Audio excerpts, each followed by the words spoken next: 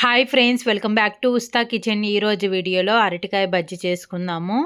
నార్మల్గా మిర్చి బజ్జీ కానీ ఆలు బజ్జీ చేసుకుంటూ ఉంటాం కదా, అలా కాకుండా పచ్చి అరటికాయతో ఇలా బజ్జీ చేసుకోండి. పిల్లలైతే చాలా ఇష్టంగా తింటారు, స్పైసీనెస్ లేకుండా.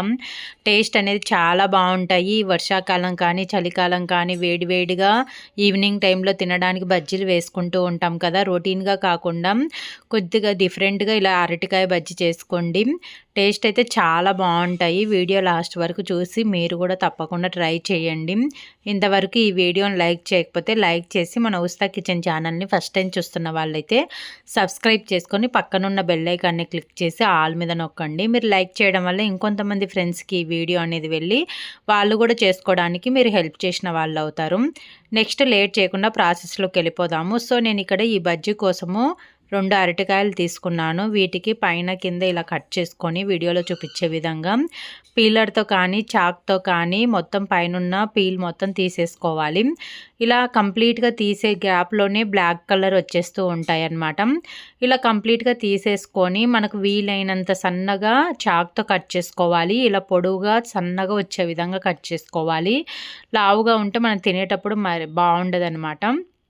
సో ఇలా కట్ చేసుకున్న తర్వాత నెక్స్ట్ వీటిని ఒక బౌల్లో వాటర్ తీసుకొని దీంట్లోకి 1/2 టేబుల్ స్పూన్ వరకు సాల్ట్ వేసుకొని ఒకసారి అంతా బాగా మిక్స్ చేసుకొని కట్ చేసుకున్న అరటికాయ ముక్కలు వేసుకోవాలి. ఇలా వేసుకోవడం వల్ల ఈ ముక్కలు అనేది బ్లాక్ కలర్ రాకుండా ఉంటాయి.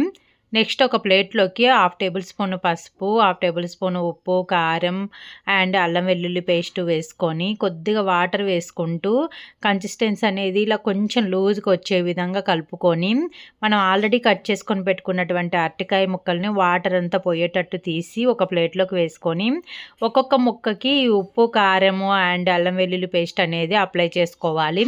ఇలా అప్లై చేయడం వల్ల మనం తినేటప్పుడు అరటి ముక్క అనేది మనకు చప్పగా లేకుండా కొద్దిగా ఉప్పు కారం తగిలితే టేస్ట్ అనేది చాలా బాగుంటుంది. ఇలా అంతా కలిపి పక్కన పెట్టేసుకుందాము. ఒక బౌల్లో 1 కప్పు శనగపిండి, 2 టేబుల్ స్పూన్ల వరకు బియ్యం పిండి, పసుపు, ఉప్పు, కారం అనేది నేను ఇక్కడ చాలా తక్కువ వేస్తున్నాను. సో తర్వాత ఒక 1/2 టేబుల్ స్పూన్ వరకు వంట సోడా, 1 టేబుల్ స్పూన్ వరకు వేడిగా ఉన్నటువంటి ఆయిల్ వేసుకోవాలి. ఇలా వంట సోడా అండ్ వేడిగా ఉన్న ఆయిల్ వేయడం వల్ల మనకు బయట బండి మీద దొరుకుతాయి కదా బజ్జీలు, అలా గుల్లగా వస్తాయి అన్నమాట. సో ఇలా అంతా బాగా మిక్స్ చేసుకుని వేసుకోవాలి. ఇన్ కేస్ మీకు వంట సోడా అనేది ఎక్కువ అయ్యింది అంటే ఆయిల్ ఎక్కువ పీల్చేస్తాయి, జస్ట్ ఒక చిటికెడు వేసుకుంటే సరిపోతుంది. నెక్స్ట్ దీంట్లో కొంచెం కొంచెం వాటర్ వేసుకుంటూ కన్సిస్టెన్సీ అనేది వీడియోలో చూపించే విధంగా ఇలా జారుడులాగా ఉండాలి.